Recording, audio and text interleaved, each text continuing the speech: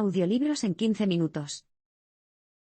Suscríbete al canal y explora un nuevo libro cada día. La vida de los primeros árabes giraba en torno a tres cosas: el agua, el comercio y la guerra. Los paisajes siempre han marcado los destinos de las personas de la península arábiga. Geográficamente, la región se puede dividir en tres zonas: el noroeste rocoso, la meseta central árida y arenosa y la fértil parte sur. Una cosa conecta las tres áreas: la falta de agua. Los habitantes de la península arábiga desarrollaron dos métodos para encontrar agua. En el sur, más fértil, capturaban y almacenaban el agua de lluvia mediante obras agrícolas a gran escala. Esto facilitó la organización política y social. En otras partes de Arabia, la gente deambulaba por el desierto de Pozo en oasis. Estos vagabundos desarraigados, que se agruparon en tribus, fueron los primeros en ser conocidos como árabes. Su libertad nómada ha sido un sello distintivo de la cultura árabe desde entonces. Finalmente, los árabes del sur asentados y los grupos nómadas comenzaron a unirse para comerciar. En el siglo I a.C., los árabes asentados del sur comenzaron a comercializar incienso y otros objetos de valor a través de las montañas, viajando en camello. Pero los artículos de lujo no fueron lo único que se extendió a lo largo de las rutas comerciales. Los primeros árabes utilizaban la poesía para llevar registros, rezar y comunicarse en general, y era muy popular y se transmitía entre las comunidades de norte a sur. La primera referencia escrita a los árabes es de un rey asirio, que luchó contra una coalición de tribus árabes, y contra miles de sus camellos en 853. La referencia es indicativa de las relaciones que los árabes tenían con los imperios vecinos. Para los asirios, los babilonios y, más tarde, los persas, los árabes eran una plaga, asaltaban sus caravanas comerciales y se robaban sus camellos. Las tribus árabes lucharon mucho mejor entre sí, así como contra los forasteros, cuando agregaron caballos a su arsenal. Los camellos eran excelentes para ir a la batalla, pero la velocidad y la agilidad de los caballos, combinadas con nuevas innovaciones como la alforja y los estribos, impulsaron a los árabes a convertirse en una fuerza de combate eficaz. Los árabes de la época no se consideraban un solo pueblo. Pero el contacto con dos enemigos imperiales cambió gradualmente esta situación. Del oeste vinieron los romanos, del este llegaron los persas. Ambos imperios pensaban en las diversas tribus árabes como un grupo y, gradualmente, los árabes también empezaron a pensar en sí mismos de esa manera. Los avances culturales, políticos y religiosos transformaron a los diferentes árabes en una fuerza unificada a tener en cuenta. Debido a la mala gestión burocrática, y a la amenaza de invasión de los reinos africanos del otro lado del Mar Rojo, la civilización del sur de Arabia comenzó a desmoronarse en el siglo I d.C. Las tribus se dirigieron al norte en busca de mejores oportunidades. Dos familias, los gasánidas y los lacmidas, se establecieron como clientes de los bizantinos y los persas, respectivamente. Mantuvieron tribunales móviles, se trasladaron de un campamento a otro de lujo, y lucharon entre sí en nombre de sus benefactores imperiales. Los poetas eran venerados en las cortes de ambas dinastías, y, en el siglo VI, la poesía árabe alcanzó lo que algunos creen que fue su apogeo histórico. El refinamiento del lenguaje comenzó a establecer una voz unificada en términos de arte, identidad y política. Fue esta unidad cultural y lingüística la que haría posible tanto el Islam como la idea de los árabes como un pueblo unificado. Con este nuevo espíritu nacional llegó también una nueva beligerancia. A medida que la tecnología de guerra mejoró en el siglo VI, se intensificaron los combates entre las tribus de la península. Todavía no existía una religión organizada, pero había un código ético vinculante que exaltaba la generosidad, la hospitalidad, la valentía y la lealtad a la familia, la tribu y los antepasados. Muchas de estas tradiciones siguen siendo valoradas por las comunidades árabes hasta el día de hoy. Pronto, los bizantinos y los persas dejaron de trabajar con los gasánidas y los lacmidas, sino que defendieron sus fronteras contra ellos. En 602, una coalición de tribus árabes derrotó a los persas en Dukar. Fue un punto de inflexión. Durante un tiempo, al menos, los árabes estarían de acuerdo en soñar el mismo sueño de unidad. Fue por esta época, cuando el árabe más famoso entró en la historia. Mahoma era miembro del clan Quraysh de la Meca, que durante mucho tiempo había sido una capital comercial en las rutas de las especias entre el norte y el sur de Arabia. A principios del siglo VII, era de rigor que los mecanos se marcharan a las montañas para realizar retiros contemplativos. Durante uno de los retiros de Mahoma, comenzó a recibir revelaciones que, en última instancia, formarían el Corán. La religión de Mahoma, que se convirtió en el Islam, adoraba a Alá, un antiguo dios supremo de Arabia. Bajo el Islam, Alá no era solo un dios supremo, sino el único dios.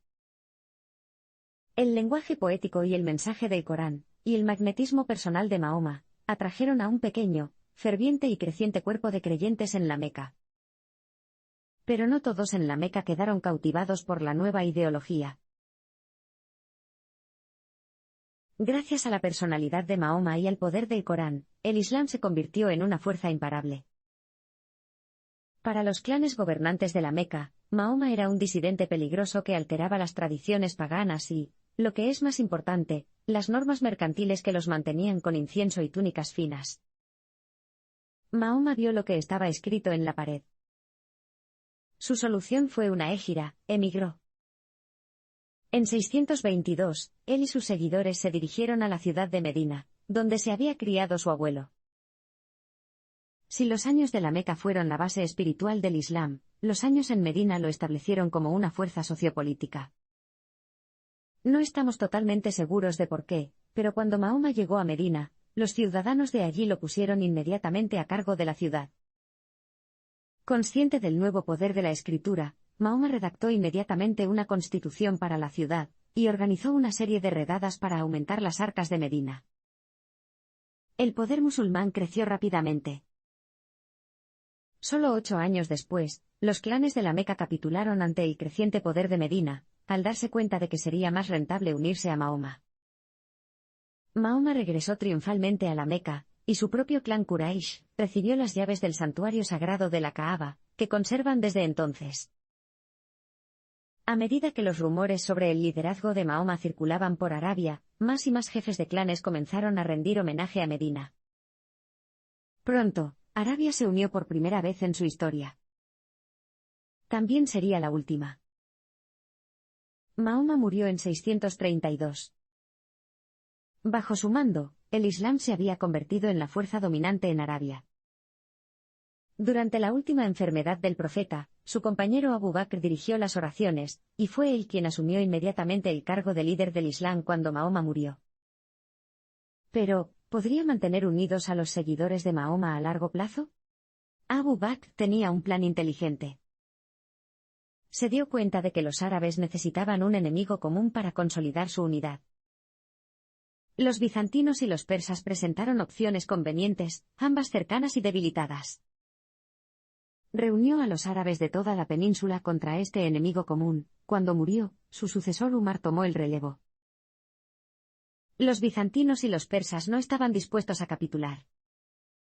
Sin embargo, los advenedizos ejércitos árabes se vieron favorecidos por la naturaleza existencial de sus campañas, su elección era expandirse o derrumbarse.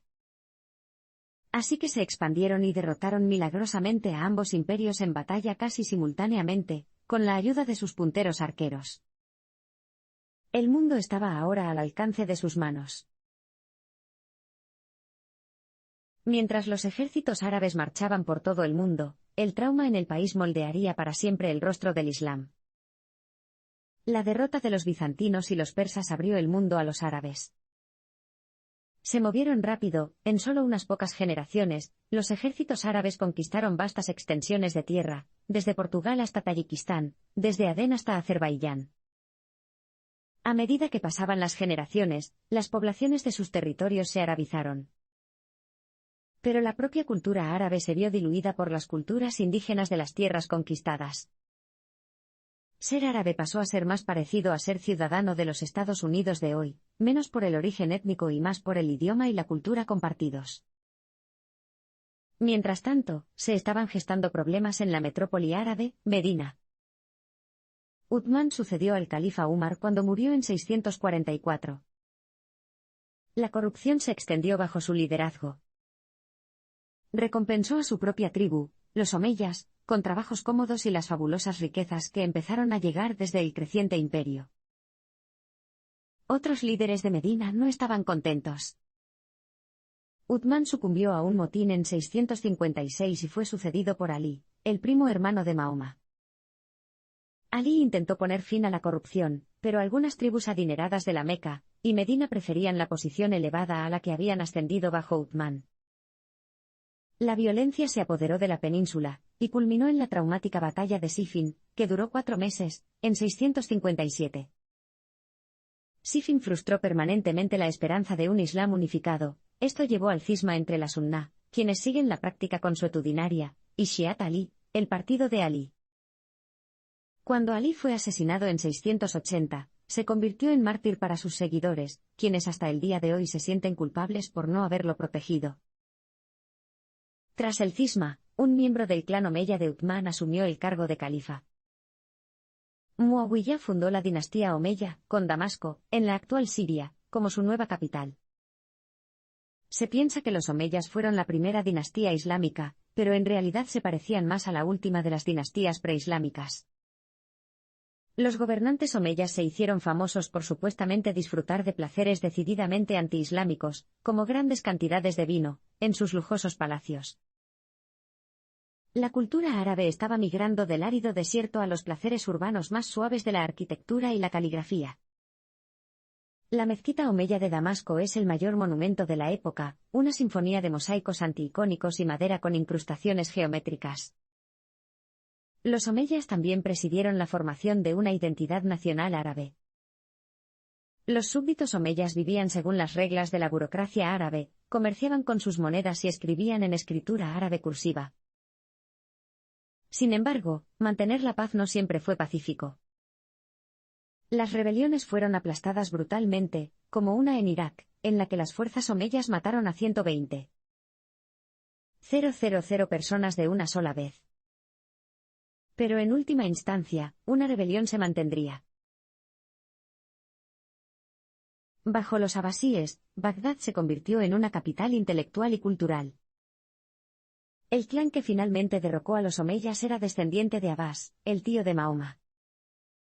Los abasíes reunieron a varias facciones descontentas con el dominio omeya, desde campesinos persas hasta musulmanes solemnes hartos de las costumbres disolutas de los omeyas. Los ejércitos rebeldes abasíes acabaron con facilidad con los ejércitos omeyas, que a su vez estaban molestos por no haber recibido su pago. El poder árabe y el califato se desplazaron hacia el este, de Damasco a Bagdad, en Irak. Si bien los omeyas habían gobernado en gran medida a la manera de los reyes preislámicos, los abasíes tenían un enfoque más flexible del liderazgo. Si bien finalmente perdieron su imperio territorial, lograron aferrarse al poder simbólico del califato durante casi 800 años.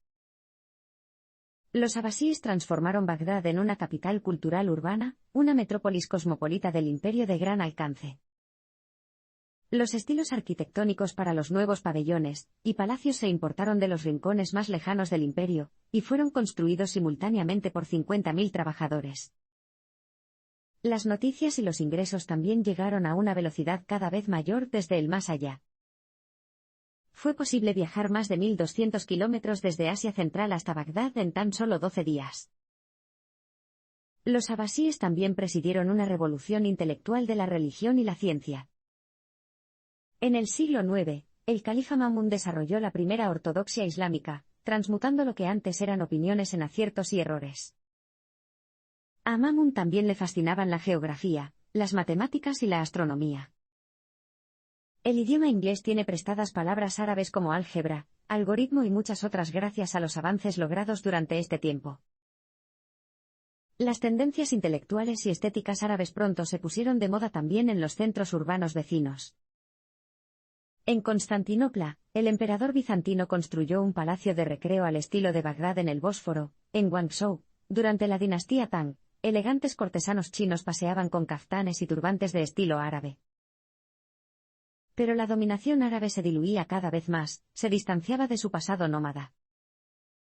De los 37 califas abasíes que gobernaron durante más de 500 años, solo 3 tuvieron madres árabes nacidas libres. Los califas y los reyes abasíes dependían cada vez más de sus asesores, militares y cortesanos, que procedían cada vez más de otros lugares. Poco a poco, el poder político pasó de manos árabes al control de las tropas turcas esclavizadas de las que los árabes dependían para protegerse. Al igual que los omeyas que les precedieron, los abasíes se enfrentaron a rebeliones enérgicas, incluida la rebelión de Zang, de personas esclavizadas en Irak, que agotó sus esfuerzos y sus arcas. Se vislumbraba un nuevo y oscuro período para los árabes con la caída de su último gran imperio territorial. La caída abasí se produjo finalmente en 1055, cuando la tribu turca Saljuk arrebató Bagdad a los caudillos turcos que habían estado dirigiendo el espectáculo en nombre del califa árabe. Grupos rivales en Persia, Siria e Irak también le arrebataron el poder al imperio que se estaba fracturando. La ruptura del imperio abasí supuso una nueva realidad para el poder territorial árabe unificado, un declive. Pero la cultura árabe, o al menos sus versiones híbridas, estaba en auge en todo el mundo. El poder árabe en España floreció intelectual, arquitectónica y lingüísticamente. El español tiene al menos 4.000 palabras en préstamo del árabe. El Islam ahora se extendía desde África Occidental hasta Indonesia. Para el imperio árabe territorial, hubo nuevas amenazas por parte de la cristiandad, principalmente las cruzadas en el Levante. Las cruzadas presagiaron el posterior imperialismo europeo, ataques violentos destinados a saquear tesoros, escondidos detrás de un velo religioso. Los francos europeos, la palabra en árabe para francés, fueron rechazados por los árabes bajo el mando del famoso Saladino, pero se inspiraron en sus países de origen. Los primeros hospitales europeos se inspiraron en las versiones levantinas, y los europeos quedaron cautivados por nuevos cultivos, como la caña de azúcar, el arroz y los limones. La dirección del viaje, en términos de bienes e ideas, se orientaba cada vez más hacia Europa. Pero una catástrofe peor estaba a punto de asolar al mundo árabe. Vendría a caballo desde el este. Nadie sabe exactamente cuántos murieron cuando los mongoles llegaron a Bagdad en 1258. Eso se debe a que pocos quedaron vivos para hacer un recuento adecuado. El nieto de Chingis Khan, Hulagu, arrasó la ciudad hasta los cimientos, masacró a sus habitantes y saqueó sus bibliotecas y arrojó libros preciosos al Tigris. Los mamelucos egipcios finalmente detuvieron a los mongoles en Palestina, pero el daño ya estaba hecho. Fue una devastación de la que Bagdad nunca se recuperó por completo. Tras unos cuantos siglos desestabilizadores, incluidos los estragos de la peste negra, que mató a cerca de un tercio de la humanidad en Eurasia y el norte de África, finalmente cayeron los últimos vestigios del dominio árabe en los confines del imperio. El último puesto de avanzada árabe en Granada, España, fue tomado en 1492, unas décadas después de que los otomanos se apoderaran de Constantinopla. Rodeados por los mamelucos, los francos y los mongoles, solo había una ruta de escape para los árabes que querían seguir difundiendo su cultura. Los árabes que buscaban saciar su pasión por los viajes ahora se dirigirían al Océano Índico. A medida que la influencia cultural árabe se extendió por el Océano Índico, comenzó a competir cada vez más con el poder y la innovación europeos. Los estragos de los mongoles empujaron a los árabes en una nueva dirección, hacia el mar. A partir del siglo XIII, los viajes oceánicos de los árabes, desde Tanzania a través del Océano Índico hasta Java, adquirieron tanta importancia como las expansiones militares de los siglos VII y VIII, ya que sentaron las bases para el mundo islámico actual. Con el viento en sus velas debido a los monzones regulares, los árabes hicieron fortunas con la riqueza de los océanos y las tierras costeras, se cosechaban y comercializaban oro, gemas, perlas, marfil, ébano, sándalo, nuez moscada y clavo de olor de puerto en puerto. Llegó al punto en que los vagabundos árabes eran algo común en toda Asia y África. En un caso, el explorador Ibn Battuta se topó con alguien de la aldea marroquí vecina a la suya, en Delhi. Dondequiera que iban los árabes, se llevaban consigo su idioma. Muchos idiomas adoptaron la escritura árabe, desde el uigur en China hasta el croata en los Balcanes. El indonesio tiene hasta 3000 palabras prestadas del árabe, y el suajili, que se habla en la costa del Océano Índico de África Oriental, debe aproximadamente la mitad de su vocabulario al árabe. Pero los árabes no eran los únicos que vagaban por alta mar. En el siglo XV, los portugueses empezaron a buscar la fabulosa riqueza de la que habían oído rumores. Impidieron el papel de los árabes como intermediarios, construyeron enormes fortalezas en las costas del Océano Índico, y amenazaron a los intrusos con una nueva y aterradora tecnología, la potencia de fuego. Las migraciones marítimas árabes ahora se llevarían a cabo en el contexto de los imperios de otros pueblos, los portugueses, seguidos de los británicos en la India y los holandeses en las Indias Orientales. Estos nuevos imperios se basaban en la palabra impresa. Este era un lugar al que los árabes no podían seguir. El árabe se escribe en cursiva, y sus letras cambian según el lugar en el que aparezcan en la palabra, lo que dificulta enormemente la impresión en árabe. La primera imprenta árabe apareció en El Cairo en el siglo XIX, casi 400 años después de su equivalente en latín. Esta incapacidad de imprimir a gran escala fue un freno para el desarrollo científico y tecnológico, hasta qué punto tal vez nunca sepamos en realidad. En 1798, una cruzada de los últimos días llegó a Egipto. Consistía en otra especie de franc, esta vez dirigida por Napoleón. Llegaron, vieron, los conquistados, y luego se marcharon después de solo 2 años, expulsados por los británicos y los otomanos. Los franceses introdujeron la carretilla, su sistema judicial y la primera propaganda impresa del mundo árabe. Sin embargo, lo más importante que dejaron los franceses fue un sentido de egipciedad. Al ver claramente al otro en sus calles y en sus palacios, los egipcios comprendieron de nuevo lo que los hacía egipcios. En todo el mundo árabe, los grupos reaccionaron de manera variable ante la influencia europea. Una de las cosas que hizo que los egipcios fueran egipcios era su idioma. Así, el árabe se convirtió en el idioma oficial de Egipto. Pero los egipcios también se dieron cuenta de que podían seguir siendo egipcios incluso con cosas europeas como la máquina de vapor, un teatro de ópera y un canal moderno, además de un enorme canal. Suez conectaba los océanos Mediterráneo e Índico a través del Mar Rojo. Al otro lado del Mar Rojo, otro despertar sacudió a la sociedad árabe. Los miembros de la tribu Wahhabí de la península arábiga tenían la misión de desinfectar la fe islámica de cosas como los teatros de ópera.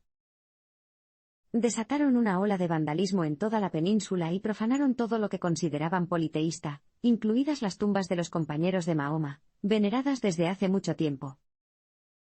Tampoco se detuvieron ahí. En el sur de Irak, masacraron a una aldea de personas. En el Levante, diametralmente opuesto al giro hacia adentro de los wahhabíes, había un giro hacia afuera. En el siglo XIX, los árabes del Líbano y Siria comenzaron a migrar a Europa, África Occidental y las Américas en grandes cantidades. A principios del siglo XX, entre un cuarto y la mitad de todos los libaneses habían emigrado. Debido a este enorme cambio de población, 12 millones de árabes viven ahora en Brasil, sustancialmente más que la población del propio Líbano. La Gran Guerra trajo cambios a la región. La Declaración Balfour de 1917 sentó las bases para lo que se convertiría en el Estado de Israel, con poco o ningún reconocimiento de que muchas otras personas ya vivían en la tierra destinada al nuevo país. La Declaración Balfour era una imposibilidad lógica, como decir que se podía construir un embalse sin enfadar a las personas cuyas aldeas pronto se inundarían. Según el autor, el único lugar donde podría haber funcionado es en la Antártida. Tras la Gran Guerra, el acuerdo Sykes-Picot acabó con el Imperio Otomano, y concedió la independencia provisional a las tierras árabes, pero bajo la influencia permanente de Francia y Gran Bretaña. Las fronteras oficiales se trazaban entre países, a veces en línea recta. Pero esto no puso fin al nacionalismo árabe, por el contrario, el colonialismo dinamizó el movimiento. Los rebeldes de Marruecos, Siria e Irak acosaban constantemente a sus señores franceses y británicos. Ibn Saud, respaldado por los wahhabíes, fundó el Reino de Arabia Saudí en 1932, y encontró un apoyo entusiasta para su proyecto de independencia en los Estados Unidos, coincidiendo convenientemente con el descubrimiento de petróleo en la región en 1933. Pero el colonialismo pronto se enfrentaría a un nuevo y brillante adversario, un egipcio panárabe con una sonrisa de megavatios. Desde su punto álgido de Nasser, el mundo árabe contemporáneo ha llegado a un punto más bajo de desesperación. Egipto se liberó del yugo del colonialismo de manera más ostentosa que la mayoría. En 1952, un grupo de oficiales del ejército, dirigido audazmente por el apuesto actor de cine Gamal Abdul Nasser, derrocó al rey. Nasser, el primer egipcio en gobernar Egipto desde los faraones, pondría a Egipto en un nuevo rumbo, el suyo propio, quizás por primera vez. Nasser electrificó al mundo árabe con su voz, que se transmitió por radio a millones de personas. Su descaro al tratar con las potencias occidentales entusiasmó a muchos, humilló a los británicos al nacionalizar el Canal de Suez, y rechazó a los Estados Unidos al hacer un trato de armas con la Unión Soviética. Parecía imparable. Pero en 1948, un poco al noreste, el sionismo derrotó a una fracturada coalición de aliados árabes para formar el Estado de Israel. Esto provocó una gran ola de migraciones, los árabes judíos de toda la región se mudaron al nuevo Estado, y los refugiados palestinos a los países vecinos. Luego, el 5 de junio de 1967, los aviones de guerra israelíes acabaron con toda la fuerza aérea egipcia en pocos minutos, y se apoderaron de la península del Sinaí, los altos del Golán en Siria, y las partes restantes de Palestina controladas por los árabes en cuestión de días. Fue una derrota humillante, de la que Nasser nunca se recuperó. Murió solo unos años después. Cuando la esperanza de mediados de siglo se desvaneció, surgió un nuevo Islam para hacer frente a la desesperación que sentían muchos jóvenes árabes. El Islam siempre ha sido político. Sin embargo, el Islam político moderno es una criatura completamente nueva, promete la perfecta sencillez del pasado en lugar del caos desordenado, confuso y distractor de los tiempos modernos. La autocracia, la islamocracia y la violencia convulsiva siguieron siendo el status quo durante décadas. Pero luego, en 2011, el espectacular acto de autoinmolación del vendedor de frutas tunecino Mohamed Bouazizi provocó un movimiento. Los jóvenes de Egipto, Siria, Bahrein y Yemen salieron a las calles para protestar contra la corrupción, el gobierno arbitrario y la falta de oportunidades. Pero a esta primavera árabe no le siguió un verano. En Egipto, el movimiento fue finalmente cooptado por el ejército, los mismos gobernantes de siempre. En Siria, las protestas desataron una guerra civil que ha matado a 500.000 de personas. En Bahrein y Yemen, decenas de personas murieron cuando los gobernantes acabaron con los brotes de la primavera. ¿Por qué las comunidades árabes han apoyado a los líderes autocráticos? Quizás si estás bajo la influencia de un hombre fuerte, es más fácil argumentar que es bueno que admitir tu propia falta de agencia. En el mundo árabe actual, la desilusión se ha convertido con frecuencia en desesperación. Solo podemos esperar que explorar el pasado ayude a los jóvenes árabes de hoy a construir un futuro mejor.